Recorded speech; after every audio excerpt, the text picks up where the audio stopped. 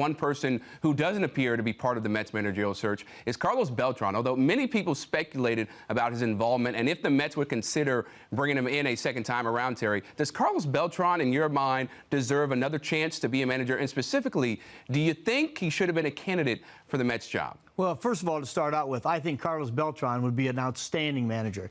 Now, does he deserve a chance? The answer is yes. You know, I think of all the guys that were involved in this sign-stealing fiasco, you know, Carlos, the statement was said, hey, no player is going to be affected by this. And it turned out one player was, and that was Carlos Beltran. So he took the hit for a lot of guys.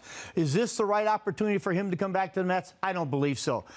You know, I think they're, again, just like Anthony was saying, hey, look, they're building right now. They want instant success, and I don't think they have the time to let Carlos kind of build himself up as a manager. I would love to see him get a job someplace. I'd love to see him get back in the game now to where he can get his resume out there and people see that he's back involved, because I think when he ever gets his chance, he's going to be outstanding.